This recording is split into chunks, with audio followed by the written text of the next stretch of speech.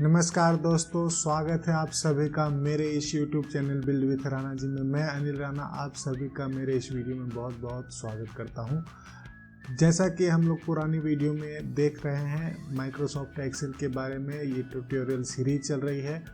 अगर आप Microsoft Excel सीखना चाहते हैं तो हमारे इस वीडियो को अंत तक ज़रूर देखें। हम लोग इससे पहले भी माइक्रोसॉफ्ट एक्सेल की इंट्रोडक्शन वीडियो अपलोड कर चुके हैं। अगर आपने अभी तक वो वीडियो नहीं देखी है तो हमारे इस YouTube चैनल के डिस्क्रिप्शन में आपको लिंक मिल जाएगा, इस वीडियो के डिस्क्रिप्शन में लिंक मिल जाएगा, वहाँ पर जाकर आप पुरानी वीडियो को भी देख सकते हैं। आपको आई बटन पर भी लिंक मिल जाएगा। तो आइए आज हम लोग शुरू करते हैं आज की वीडियो, जिसमें हम लोग माइक्रोसॉफ्ट एक्सेल में फिल ऑप्शंस और फॉर्मूला किस प्रकार से लगाया जाता है इसको सीखेंगे। तो चलिए शुरू करते हैं। सबसे पहले आज हम अपने शीट पर देख लेते हैं कि हमारे पास जो इन्फॉर्मेशन है उसमें हम लोग डाटा में किस प्रकार से सेल को इंसर्ट करेंगे और किस तरह से डाटा हम लोग फिल करेंगे।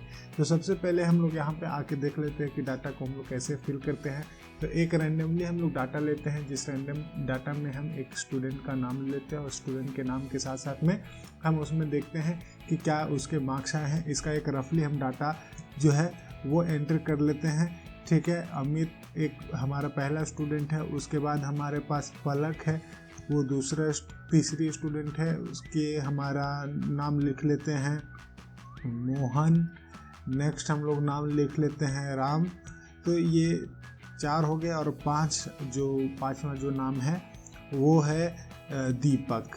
तो ये जो है हमारे पास 5 स्टूडेंट हैं। इनके पास हम इनके नाम के साथ साथ में मार्क्स लिख लेते हैं कि 100 आउट ऑफ 100 इनको कितने मार्क्स मिले हैं। तो 75 पलक को मिल गया, 80 मोहन को मिल गया, 67 राम को मिल गया, 90 और दीपक को मिल गया 88 मार्क्स। तो इस प्रकार से हमने एक एंट्री कर ली। तो आप एंट्री करने के लिए क्या कर सकते हो, आप जिस भी सेल को सिलेक्ट करोगे उस सेल को सिलेक्ट करके सिंपली उसमें डाटा एंट्री कर सकते हैं।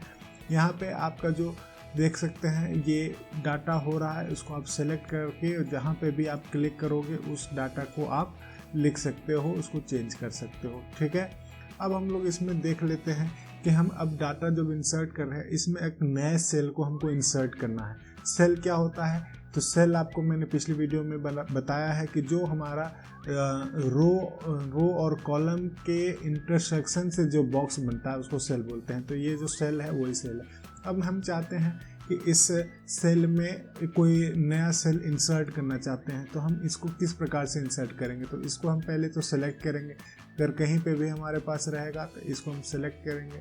सेलेक्ट करने के बाद यहाँ पे हम राइट क्लिक करेंगे। राइट क्लिक करने के बाद हमारे पास एक ऑप्शन आ जाएगा इंसर्ट का, उस इंसर्ट पे चले जाएंगे। इंसर्ट के बाद में आपके पास 4 ऑप्शंस मिल रहे हैं, एक तो शिफ्ट सेल, दूसरा शिफ्ट सेल डाउन, तीसरा इंटायर रो और इंटायर कॉलम। इन चारों के ऑप्शन हम लोग देख लेते हैं कि इन चारों से क्या क्या होगा। तो सबसे पहले हम लोग जान लेते हैं shift cell right. Shift cell right का मतलब क्या है कि जो हमारा ये सेल है, जो अमित सेल है, इसको क्या करेगा कि ये इसको राइट में आपको शिफ्ट कर देगा और राइट में शिफ्ट करने के बाद यहाँ पे एक सेल को इंसर्ट कर देगा। तो देख लेते हैं क्या होगा कि देखिए यहाँ पे हमारा जो सेल है वो राइट साइड में शिफ्ट हो गया। तो यहाँ पे जो वैल्यू थी A1 में वो कहाँ चली आई, B1 में। देखिए यहाँ पे कॉलम हम देख सकते हैं, आप बॉक्स का नाम देख सकते हो। तो जो हमारे पास पहले A1 में था अब कहाँ चला आया, B1 में, और जो B1 में था वो कहाँ चला आया, C1 में। ठीक है, अगर इसको वापस देखना चाहते हो तो कहाँ है हमारा अमित जो है वो A1 में है और ये जो है वो B1 में है। लेकिन अगर हमको इसको इंसर्ट करेंगे तो कहाँ दिख गया आपको, यहाँ पे जो सेल है उसका चेंज हो गया, शिफ्ट कर गया। ठीक है, तो ये हमने जान लिया इंसर्ट में शिफ्ट सेल राइट का काम। अब शिफ्ट सेल डाउन ये क्या करेगा, इस सेल को नीचे में डाउन कर देगा। ठीक है, जैसे इस तरह से कॉलम के साइड में ये हटा दिया था और राइट साइड में मूव कर दिया, लेकिन इसमें क्या होगा कि यहाँ पर जो आपका दिख रहा है यहाँ पे इंसर्ट करेगा और सेल को डाउन कर देगा। तो ये सारे सेल जो है वो डाउन में आ गया और यहाँ पे हमारा एक बॉक्स इंसर्ट हो गया। तो कहीं भी अगर हम लोग एक बॉक्स इंसर्ट करना चाहते हैं, एक सेल इंसर्ट करना चाहते हैं, तो इस मेथड का हम लोग इस्तेमाल करेंगे।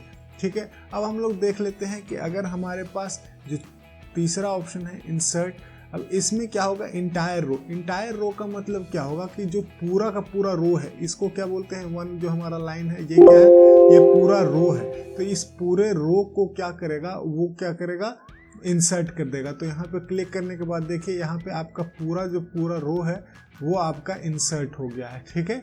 और पूरा रो इंसर्ट होने के बाद जो पूरा डाटा है वो क्या हुआ, एक नीचे स्लाइड कर गया, ठीक। तो इस तरीके से आप इंसर्ट कर सकते हैं। उसके बाद में आपके पास एक और ऑप्शन है, यहाँ पे देखिए इंसर्ट में जाने के बाद इंटायर कॉलम। तो इंटायर कॉलम ये क्या करेगा, ये जो आपका यहाँ पे A1 है, ठीक है, A1 कॉलम जो है, इस कॉलम के आपके इस लेफ्ट साइड में, इस कॉलम के लेफ्ट साइड में आपका एक नया कॉलम जो है वो इंसर्ट कर देगा। तो उसके लिए क्या करेंगे, इंटायर कॉलम पे क्लिक करेंगे, ओके करेंगे, तो यहाँ पे आपका जो हमारा है नया पूरा एक इंसर्ट जो हो गया हमारा, ये सेल इंसर्ट हो गया, एक नया जो है हमारा कॉलम इंसर्ट हो गया, ठीक है। तो इस प्रकार से आप सेल के बॉक्स को इंसर्ट कर सकते हो, कॉलम को इंसर्ट कर सकते हो, रो को इंसर्ट कर सकते हो, ये आपने सीख लिया आज, ठीक है। अब हम लोग देख लेते हैं कि ऐसा हमको कब जरूरत पड़ सकता है। तो सबसे पहले अब हमने एक डाटा ले लिया, अब इस डाटा के हम फॉर्मेटिंग करना चाहते हैं, तो उसके ऊपर में हम हेडिंग लिखना चाहते हैं। तो उस समय हम क्या करेंगे, यहाँ पर ये क्या करेंगे, क्लिक करेंगे, इंसर्ट करेंगे, और इंसर्ट करके हम इंटायर रो पे क्लिक करके एक रो हम रो जो है इंसर्ट करेंगे। इस रो में हम इसका हेडिंग लिख देंगे कि ये हमारा जो डाटा है वो क्या है, नेम है, ठीक है, क्या है डाटा, नेम है, और यहाँ पर जो हमारा डाटा है वो क्या है, मार्क्स है, ठीक है। तो ये मार्क्स हमें मिल गया, तो ये हमने एक डाटा इंसर्ट कर दिया। अब हम चाहते हैं कि इसके साथ साथ में हम लोग नया यहाँ पे एक नया कॉलम इंसर्ट करें और उसमें सीरियल नंबर इंसर्ट कर दें, ठीक है। तो ये यहाँ पे आप क्लिक करोगे, इंसर्ट पे जाओगे और इंटायर कॉलम पे क्लिक करके यहाँ पे आपको नया कॉलम मिल जाएगा। इस कॉलम में हम लोग हेडिंग दे देंगे सीरियल नंबर, ठीक है। और यहाँ पे अब एक और फीचर, ये हमने इंसर्ट करना सीख लिया। उसके बाद अब हम लोग एक फिल ऑप्शन होता है, ठीक है। तो फिल ऑप्शन का हम लोग आज काम समझते हैं। तो फिल ऑप्शन क्या करता है कि जो भी हम लोग वैल्यू डालेंगे, ठीक है, यहाँ पे हमने 1 वैल्यू डाल दी, ठीक। 1 के पास बाद में हमारे पास देखिए अभी हमारा जो आइकन है वो क्या है, मोटे वाला प्लस के जैसा है, ठीक है।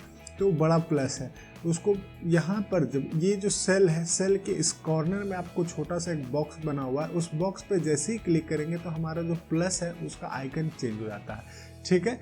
आप देख रहे हैं कि हमारे जो प्लस का आइकन है वो चेंज हो गया है, ठीक है। तो ये जो आइकन चेंज हो गया है, उस आइकन पे अगर हम ऐसे क्लिक करके वापस ले आएंगे तो क्या होगा, हमारा जो वैल्यू है वो बड़ा हो जाए, मतलब हमारा जो वैल्यू है वो क्या होगा, पूरा फिल हो जाएगा, ऊपर से नीचे तक हम फिल कर सकते हैं। तो अगर हमको कोई डाटा ऐसे फिल करना हो, जैसे यहाँ पे हम लोग यहाँ फुल मार्क्स हम डाल देते हैं, फुल मार्क्स हमारा कितना था, ठीक है। तो फुल मार्क्स हमारा क्या है, 100 है, ठीक है। अब हमको 100 सारे में रखना है, तो अगर हम हर बार 100 टाइप करेंगे, उसके बाद 100 टाइप करेंगे, तो हमारे पास अगर 5-6 वैल्यू है तब तो कोई दिक्कत नहीं है। लेकिन अगर लाखों में वैल्यू हो जाएंगी, ठीक है, अगर हमारे पास 100-200 वैल्यू हो जाएंगी तो उस समय हमें बहुत दिक्कत होगी। तो हम क्या करेंगे, इसको सिंपल एक को हम लिखेंगे, और यहाँ पर जैसे ही आप देखेंगे कि यहाँ पे प्लस बटन है, इस पर क्या करेंगे, हम लोग क्लिक करके ड्रैग कर देंगे नीचे की तरफ में, तो हमारा जो पूरा का पूरा वैल्यू है वो same as it is copy हो जाएगा, ठीक है। तो ये हमने यहाँ पे फुल मार्क्स एंटर कर लिया, ठीक है, ये हमारा वैल्यू फिल हो गया। तो ये काम होता है फिल का। अब एक काम हम लोग और फिल का देखते हैं कि वो क्या कर सकता है। तो फिल ऑप्शन जो होता है वो आपके अगर कोई सीक्वेंस नहीं है तब तो जो डाटा ऊपर का है उस सेम डाटा को एज इट इज़ कॉपी कर लेगा, ठीक है। बट अगर हम लोग डाटा को फिल करने से पहले कोई सीक्वेंस दे देते हैं, ठीक है, तो उस सीक्वेंस में वो फिल जो होगा, फिल बटन क्या करता है, फिल ऑप्शन जो काम क्या करता है कि जो हम सीक्वेंस दे देंगे उस सीक्वेंस में वो डाटा को फिल करेगा, ठीक है। एग्जांपल के लिए हम लोग क्या करते हैं कि अगर मान के चलिए हमारे पास में यहाँ पे डाटा है 1 2, ठीक है। तो ये क्या हुआ, अगर हम यहाँ पे देखते हैं फिल पहले लगा के क्या होगा, तो फिल हम जैसे ही लगाएंगे तो यहाँ पे आपका देखिएगा वैल्यू बढ़ता गया, 1 2 3 4 5 इस प्रकार से आ गया। अगर हम लोग ये 2 सेल को सिलेक्ट नहीं करेंगे, केवल 2 सेकेंड को सिलेक्ट करेंगे और यहाँ पे ले आएंगे तो ड्रैग करके नीचे लाएंगे तो हमारा वैल्यू क्या होगा, केवल 2 आएगा, ठीक है। 2 क्यों आया? क्योंकि इसके ऊपर में हमारा जो एक सेल है उसमें कोई सीक्वेंस नहीं लगा हुआ है, तो बिना सीक्वेंस लगे हुए में क्या करेगा, जो भी उसका वैल्यू होगा, जो भी सेल में उसका वैल्यू होगा उसको एज इट इज कॉपी कर देगा। लेकिन यहाँ पे अगर हमारे पास देखिएगा 2 सेल जब हम इसको सिलेक्ट करते हैं तो पहले सेल में 1 वैल्यू है, दूसरे सेल में 2 वैल्यू है, तो इसको क्या हुआ कि एक सीक्वेंस मिल गया कि अगले सेल में क्या होगा कि वैल्यू बढ़ जाएगी, 1 से बढ़ जा रही है, तो वो नेक्स्ट सेल उसी हिसाब से एक्सेल क्या करेगा, आपका नेक्स्ट वैल्यू बढ़ा देगा, 3 कर देगा, 4 कर देगा, 5 कर देगा। तो इस प्रकार से ये जो वैल्यू है वो बढ़ाता चला जाएगा। ठीक है, तो ये आपका फिल बटन काम करता है। इसी प्रकार से अगर हम दूसरा देखते हैं कि हम सीक्वेंस चेंज कर देते हैं, यहाँ पे 4 लिख देते हैं। ठीक है, अब हम इसको अगर ड्रैग करेंगे तो क्या होगा कि जितना भी हम ड्रैग करते जाएंगे तो यहाँ पर देखिए आपका ड्रैग करने के साथ साथ में वैल्यू क्या हो रही है, बाई 2 आपकी वैल्यू जो है वो इंक्रीज हो जा रही है, क्योंकि उसको पहले 2 सेल में एक सीक्वेंस मिल गया है कि वो 2 नंबर से अपने वैल्यू को इंक्रीज कर ले रहा होता है। ये आपका बटन फिल बटन काम करता है। तो इस प्रकार से आपने देख लिया, पहला हमने देखा कि इंसर्ट हम लोग कैसे कर सकते हैं, उसके बाद हम लोगों ने देखा कि हम लोग फिल बटन का इस्तेमाल कैसे करते हैं। ठीक है, तो फिल बटन का हम लोग इस्तेमाल यहाँ पे डाटा को मतलब सीरियल में नंबर लाना है या फिर कोई भी सीक्वेंस में हम लोग को वैल्यू को पुट करना है तो उसके हम उस जगह पे इस्तेमाल करते हैं। यहाँ पे इसको अरेंज करने के लिए हम लोग क्या कर सकते हैं, टेक्स्ट के अलाइनमेंट चेंज कर सकते हैं। ठीक है, इसको हम लोग फॉर्मेटिंग करके टेक्स्ट को अरेंज कर सकते हैं। ठीक है, और यहाँ से आप अगर साइज चेंज करना चाहो तो साइज भी चेंज कर सकते हो। तो इस प्रकार से हमारी जो वैल्यू है वो चेंज हो जाएगी। ठीक है, अब हम इस वैल्यू में चाहते हैं कि हमारा जो serial number, name, marks, full marks है, इसमें हम क्या करेंगे, कोई कलर की फॉर्मेटिंग लगाना चाहते हैं तो आप क्या करोगे कि इसको सेलेक्ट करोगे। सेलेक्ट करने के बाद यहाँ फिल बटन होता है, फिल कलर का ऑप्शन मिलेगा। फिल कलर पे आप जाके यहाँ पे आप कलर यूज कर सकते हो, जो भी आपको पसंद की कलर मिलेगी, जो भी आपको अच्छा लगेगा। यहाँ पे आप जो फॉन्ट का कलर है वो भी चेंज कर सकते हो। तो इस प्रकार से आप अपने डाटा की फॉर्मेटिंग कर सकते हो कि थोड़ा सा डाटा आपको देखने में सुंदर लगे। यहाँ पे अगर आप बॉर्डर देना चाहते हैं तो देखिए, बॉर्डर देने के लिए क्या करेंगे, यहाँ पे इसको सेलेक्ट करेंगे। सेलेक्ट करने के बाद यहाँ पे ऑप्शन आ जाएगा बॉर्डर के लिए, इसके इस एरो बटन पे क्लिक करेंगे और यहाँ पे आपको बहुत सारे ऑप्शंस मिल जाएंगे, जिसमें पहला ऑप्शन क्या है कि बॉटम बॉर्डर है, टॉप बॉर्डर है, लेफ्ट बॉर्डर है, राइट बॉर्डर है, नो बॉर्डर है, ऑल बॉर्डर है। तो क्या है कि बॉटम बॉर्डर सबसे नीचे वाले लाइन पे बॉर्डर करेगा, उसी तरह से टॉप बॉर्डर ऊपर में, फिर लेफ्ट वाले लेफ्ट में, राइट वाले राइट में, इसी प्रकार से सब बॉर्डर कर देगा। ऑल बॉर्डर पे हम क्लिक करेंगे तो हमारा पूरा का पूरा जो डाटा है वो पूरा बॉर्डर में हमारा आ जाएगा। तो हम इस तरह से अपनी डाटा की फॉर्मेटिंग कर सकते हैं। ठीक है, अब हम लोग एक और चीज़ देख लेते हैं। अगर हम लोगों को फॉर्मूला लगाना है तो फॉर्मूला हम लोग किस तरह से इस एक्सेल की सीट में लगा सकते हैं। ठीक है, हम फॉर्मूला लगाने के लिए यहाँ पे क्या लिख देते हैं कि परसेंटेज, हम परसेंटेज निकालते हैं।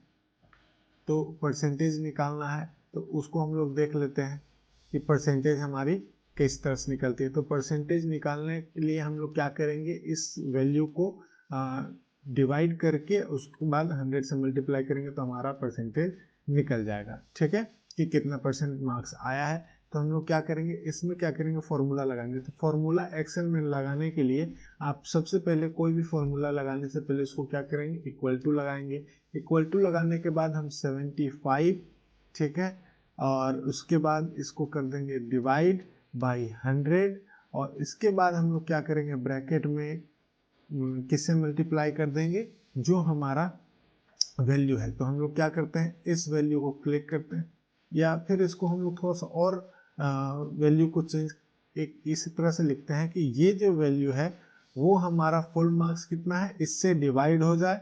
ठीक है, इससे डिवाइड हो और फिर मल्टीप्लाई किससे हो जाए, उसके बाद फिर मल्टीप्लाई हो जाए हमारे 100 से। तो ये हमने फॉर्मूला लगा दिया। अब क्या है, ये हमारी वैल्यू जो है यहाँ 75 आ गई। अगर हम इस वैल्यू को चेंज कर देते हैं, ठीक है, तो हमारे यहाँ पे जो वैल्यू है वो भी चेंज हो जाएगी। अगर फुल मार्क्स को हम चेंज कर देते हैं, मान के चलिए 200 कर देते हैं, तो हमारे पास यहाँ कितना आ गया, 44% आ गया। ठीक है, और यहाँ पे अगर हम 100 लिख देते हैं तो हमारा 100 कितना हो जाएगा, 50% हो जाएगा। अगर हम लिख देते हैं 125 तो 125 हमारा कितना हो जाएगा, 62.5। तो इस प्रकार से आप कैलकुलेशंस भी यहाँ कर सकते हो। ठीक है। और कैलकुलेशन के साथ साथ जैसे मैंने पिछली बार में आपको बताया फिल बटन, तो फिल ऑप्शन का काम एक ये भी होगा कि जो भी फॉर्मूला हमने यहाँ लगाया, देखिए ये फॉर्मूला हमारा लगा हुआ है, तो ये हमारा C2 जो है उसमें हमारी मार्क्स की वैल्यू है। यहाँ पे हमारा D2 जो है, इस D2 में हमारा यहाँ पे जो फॉर्मूला लगा हुआ है, ये जो दिख रहा है आपको FX, ये क्या है, फॉर्मूला बार है। कौन क्या है, ये फॉर्मूला बार है। तो इस फॉर्मूला बार में हमारे फॉर्मूला को हमने सेट कर दिया है। तो इस फॉर्मूला को आप यहाँ से ड्रैग करके आप कॉपी कर सकते हो, तो जो भी हमारा वैल्यू होगा एज इट इज़ आता जाएगा। यहाँ पे अगर हम मान के चलिए इस सब की वैल्यू हम चेंज कर देते हैं, यहाँ पे 500 वैल्यू कर देते हैं, ठीक है। और उस 500 में सारा हम वैल्यू रखते हैं कि कितना परसेंट मार्क्स आया है। इसको हम लोग 500 में जैसे मार्क्स हम डाल देते हैं 450 नहीं डालते हैं, इसको 430 डाल देते हैं। नेक्स्ट में हम 380 डाल देते हैं। उसके बाद हम लोग डाल देते हैं 387 मार्क्स डाल देते हैं। उसके बाद हम इनको डाल देते हैं 490 डाल देते हैं, ठीक है। उसके बाद हम यहाँ पे डाल देते हैं 388 डाल देते हैं। तो इस प्रकार से आप देखिए ये क्या हुआ, आपका फॉर्मूला जो है एज इट एग्जैक्ट आपका जो वैल्यू है वो कैलकुलेट करके दे रहा है। तो इससे क्या हो रहा है कि हम लोग जो कैलकुलेशन सब करते सिंपली, ठीक है, तो जो कैलकुलेशन है जिसमें बहुत ज़्यादा टाइम लगता तो वो कैलकुलेशन हमारा जो है एज इट इज़ तुरंत यहाँ पे परसेंटेज में लग गया। इस तरह से अगर हम कोई और देखना चाहते हैं, यहाँ पे हम वैल्यू देखते हैं। वैल्यू में हमने क्या दे दिया, फिर से फॉर्मूला लगा के देखते हैं कि हमारे जो B8 है उसमें हम लोग डाल देते हैं 350। उसके बाद यहाँ पे हमारा जो वैल्यू है उसको डाल देते हैं 125। और यहाँ हम लगाना चाहते हैं इन दोनों को सब्ट्रैक्ट करके क्या हमारी वैल्यू आनी चाहिए। तो क्या करेंगे, हम इक्वल टू लगाएंगे। इक्वल टू लगाने के बाद इस सेल को सेलेक्ट करेंगे, माइनस लगाएंगे और इस सेल को सेलेक्ट कर देंगे और इंटर करेंगे, तो हमारे पास जो वैल्यू है वो मिल जाएगी। ये 225 आ जाएगा। 350 में से माइनस 125 करेंगे तो हमारे पास जो वैल्यू है वो 225 आ जाएगी, ठीक है। इसी तरह से अगर हम कोई एडिशन का लगाना चाहते हैं तो इसमें हमने सब्ट्रैक्शन का लगा दिया, एडिशन का लगाना चाहते हैं 100। उसके बाद यहाँ पे हमारे पास डाल देते हैं 150 और यहाँ फॉर्मूला हम लगाते हैं। तो फॉर्मूला लगाने के लिए सबसे पहले हम लगाएंगे इक्वल टू लगाने के बाद हम इस सेल को सेलेक्ट करेंगे, जो भी हमारा अर्थमेटिक ऑपरेटर होगा। हम प्लस लगाना चाहते हैं तो प्लस, माइनस लगाना चाहते हैं तो माइनस, डिवाइड लगाना चाहते हैं तो डिवाइड, मल्टीप्लाई लगाना चाहते हैं तो मल्टीप्लाई। जो भी हम लोग फॉर्मूला यहाँ पे लगाना चाहते हैं वो फॉर्मूला लगा के हम अपनी वैल्यू को कैलकुलेट कर सकते हैं। तो हम यहाँ पे करना चाहते हैं प्लस, तो यहाँ प्लस पर क्लिक करेंगे और जो हम ये सेल है C9 उसको सेलेक्ट कर देंगे। तो यहाँ पे हमारे पास जो फॉर्मूला है देखिए B9 + C9, तो यहाँ पे हम जब क्लिक करेंगे, एंटर कर देंगे, तो हमारे पास जो वैल्यू हो जाएगी 250 हो जाएगी। तो ये हमारा फॉर्मूला हमारा लग गया। इसी फॉर्मूलों को अगर हम यहाँ पे प्लस के जगह केवल डिवाइड कर देंगे तो हमारा जो वैल्यू है वो आ जाएगा। देखिए इस प्रकार से हमारा वैल्यू आ जाएगा। अगर ये हम यहीं पे इसको डिवाइड की जगह पे मल्टीप्लाई कर देंगे तो हमारा जो वैल्यू है वो मल्टीप्लाई होके आ जाएगा। देखिए इतना हमारा सारा कैलकुलेशन काफ़ी इजीली हो जा रहा है। तो एक्सेल जो है फॉर्मूला में बहुत ही इजी हमारा कैलकुलेशन करके दे देता है। तो इतना आज की वीडियो में हमने देखा, क्या क्या ऑप्शंस हमने आज देख ली। हमने देखा कि हम लोग किस प्रकार से जो है सेल को इंसर्ट करते हैं, किस तरह से रो को इंसर्ट करते हैं, साथ साथ में हमने अपनी फॉर्मेटिंग करना देखा।